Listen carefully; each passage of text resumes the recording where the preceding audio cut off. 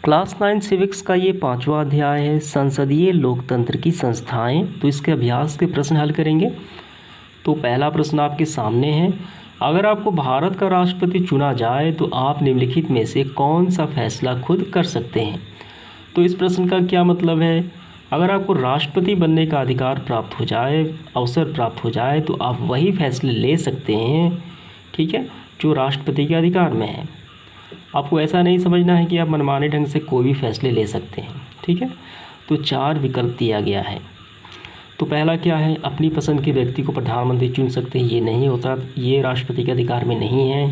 ख क्या है, लोकसभा में बहुमत वाले प्रधानमंत्री को उसके पद से हटा सकते हैं, ये भी बिल्कुल नहीं है अधिकार राष्ट्रपति, क्योंकि लोकसभा में जो प्रतिनिधि होता है वो लोगों की बहुमत से जो प्रधानमंत्री बना है उसे आप नहीं हटा सकते हैं।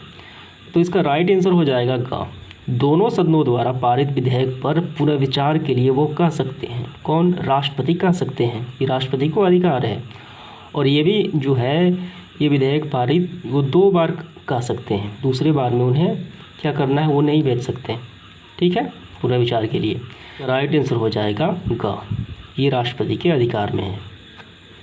दूसरा प्रश्न, निम्नलिखित में कौन राजनीतिक कार्यपालिका का हिस्सा होता है। 4 ऑप्शंस दिए गए हैं। तो यहाँ पे देखिए, कार्यपालिका कितने प्रकार की होती है, 2 प्रकार की होती है। पहला होता है राजनीतिक कार्यपालिका और दूसरा होता है अस्थायी कार्यपालिका। तो हमें क्या यहाँ पे बताना है कि राजनीतिक कार्यपालिका का हिस्सा होता है। तो राजनीतिक कार्यपालिका में जो प्रतिनिधि आते हैं वो जनता के चुनाव द्वारा, बहुमत द्वारा आते हैं और उनका कार्यकाल फिक्स होता है, ठीक है, यानी मतदान द्वारा आते हैं। और इनमें कौन सा आता है, तो इनमें हो जाएगा गृह मंत्री। और ये सारे क्या हो जाएंगे, अस्थायी कार्यपालिका हो जाएंगे, ठीक है। जो ये क्या होते हैं, ये देखिए, ये एक सरकारी कर्मचारी के तौर पे होते हैं, ये परीक्षा कंपटीशन पास करके आते हैं, ठीक है, ये सारे, इनमें मतदान नहीं होता। और ये क्या है, राजनीतिक कार्यपालिका का ये हिस्सा होता है गृह मंत्री। तो इसका राइट आंसर हो जाएगा ग। इसके बाद देखिए तीसरा, न्यायपालिका के बारे में निम्नलिखित में से कौन सा बयान गलत है। जो गलत है हमें वहाँ पे टिक मारना है। इसका आंसर जो होगा, जो हमें जो गलत है उसी को टिक मारना है। तो पहला क्या है, संसद द्वारा पारित प्रत्येक कानून को सर्वोच्च न्यायालय की मंजूरी की ज़रूरत होती है। तो ये कोई ज़रूरी नहीं है कि संसद द्वारा जो पारित प्रत्येक कानून हो वो सर्वोच्च न्यायालय उस पर मंजूरी करें, ठीक है। ये क्या है, ये बिल्कुल गलत है और हमें गलत का ही चुनाव करना है।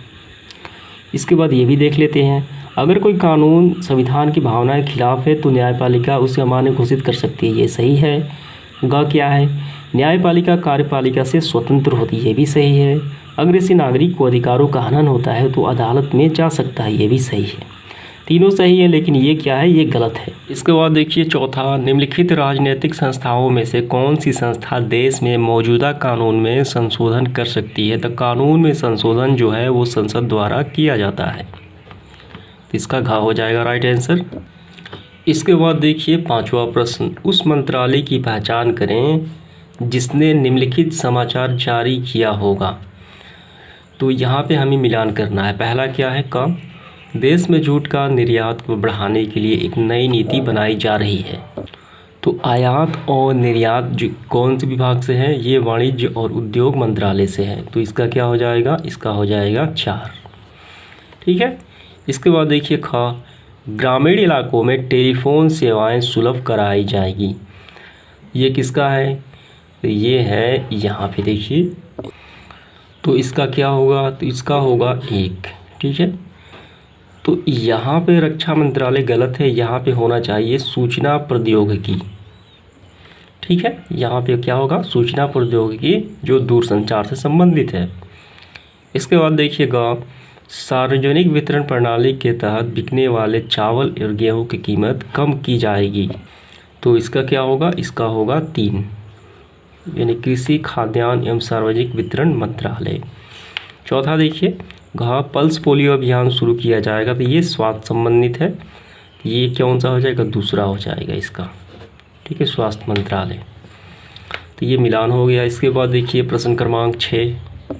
प्रश्न क्रमांक 6 देखिए, देश की विधायिका, कार्यपालिका और न्यायपालिका में से उन राजनीतिक संस्था का नाम बताइए जो निम्नलिखित मामलों में अधिकार का इस्तेमाल कर सकती हैं।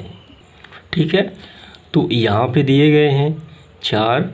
तो यहाँ पे जो 4 दिए गए ये क्या है, ये कार्य हैं। तो बताना है इन कार्यों का अधिकार किसके पास है, ये कार्य कौन कौन कर सकते हैं। ठीक है, तो पहला क्या है, क नंबर। क में क्या है, सड़क, सिंचाई जैसे बुनियादी ढांचों के विकास और नागरिकों के विभिन्न कल्याणकारी गतिविधियों पर कितना पैसा खर्च किया जाएगा। तो इसका क्या होगा, इसका होगा देश की विधायिका। ठीक है, ये इसके अधिकार में होता है। इसके बाद ख नंबर, स्टॉक एक्सचेंज को नियमित करने संबंधित कानून बनाने की कमेटी पर सुझाव विचार विमर्श करती है। तो यह कार्यपालिका। ठीक है, यहाँ पे लिखना है कार्यपालिका, और ये क्या होगा, ये आपको लिखना है विधायिका। इसके बाद देखिएगा, 2 राज्यों के सरकारों के बीच कानूनी विवाद पर निर्णय, ये कौन सा काम है, ये न्यायपालिका का काम है, न्यायपालिका। ठीक है, इसके बाद भूकंप पीड़ितों के तहत राहत प्रयासों के बारे में सूचना मांगती है। तो ये मांगती है कार्यपालिका, तो ये कार्यपालिका हो जाएगा। इसके बाद देखिए 7वां प्रश्न, भारत का प्रधानमंत्री सीधे जनता द्वारा क्यों नहीं चुना जाता। निम्नलिखित 4 जवाबों में से सही को चुनकर अपनी पसंद के पक्ष में कारण दीजिए। यानी जो आंसर के साथ आप जाना चाहते हैं उसका हमें कारण भी देना है। तो इसका 4 विकल्प दिया गया है, तो इसका राइट आंसर हो जाएगा क। ठीक है, संसदीय लोकतंत्र में बहुमत वाली पार्टी का नेता ही प्रधानमंत्री बन सकता है। ठीक है, यानी जिस पार्टी का ज़्यादा बहुमत मिलता है, ज़्यादा सीटें प्राप्त करती है, तो वही तय करती है उसका प्रतिनिधि कौन सा प्रधानमंत्री बनेगा, वही बनता है। ठीक है, बहुमत वाली पार्टी। कारण इस तरीके से लिखना है क्योंकि जनता उसे अपने प्रतिनिधियों को द्वारा चुनकर भेजती है और जनता की उसके साथ भी होती है। ठीक है, उसको ज़्यादा बहुमत प्राप्त है।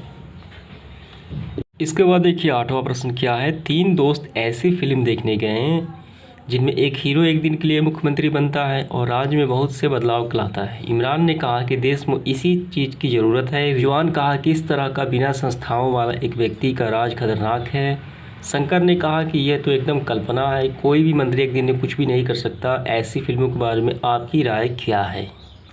तो इसका आंसर हमें इस तरीके से लिखना है, इस फिल्म के माध्यम से राष्ट्र की समस्याओं को समझने का प्रयास किया जा सकता है। एक दिन का मुख्यमंत्री लोकतांत्रिक प्रक्रिया में संभव नहीं है क्योंकि यहाँ पर सत्ता का विभाजन कायम है, यानी सत्ता का विभाजन होता है जिसमें सभी के अधिकार और कर्तव्य का संविधान में उल्लेख किया गया है। और ये जो फिल्म है, ये फिल्म सिर्फ माध्यम है जनता के जागरूकता लाने का। ठीक है, तो यही इसका आंसर हो जाएगा कि फिल्म में और रियल लाइफ में काफ़ी अंतर होता है। इसके बाद देखिए प्रश्न क्रमांक 9, एक शिक्षिका छात्रों की संसद के आयोजन की तैयारी कर रही थी। उनमें 2 छात्राओं ने अलग अलग पार्टियों के नेताओं की भूमिका करने को कहा। उसने उन्हें विकल्प भी दिया, यदि वे चाहें तो राज्यसभा में बहुमत प्राप्त दल की नेता हो सकती थी या अगर वो चाहे तो लोकसभा में बहुमत प्राप्त दल की हो सकती है। ठीक है, अगर वो चाहे तो लोकसभा में बहुमत प्राप्त दल की। अगर आपको यह विकल्प दिया जाए तो आप क्या चुनेंगे, आप चुनेंगे राज्यसभा में बहुमत दल प्राप्त करने का नेता या लोकसभा में बहुमत दल नेता, ये कौन सा आप चुनेंगे और क्यों। तो हमें इसका आंसर क्या करना है, हमें करना है हम लोकसभा के बहुमत प्राप्त दल नेता बनना पसंद करेंगे क्योंकि इससे नेता प्रधानमंत्री कहलाते हैं और वह सभी मंत्रियों की नियुक्ति की सिफारिश करते हैं तथा उनके प्रसाद पर्यंत अपने पद पर रह सकते हैं और इसके साथ बहुत से अधिकार भी प्राप्त हैं। तो देखिए प्रश्न क्रमांक 10, आरक्षण पर आदेश का उदाहरण पढ़कर 3 विद्यार्थियों के न्यायपालिका की भूमिका पर अलग अलग प्रतिक्रियाएं थीं। इनमें से कौन सी प्रतिक्रिया न्यायपालिका की भूमिका के लिए सही तरीके से समझता है। अंजया जो ख नंबर है ये सही है।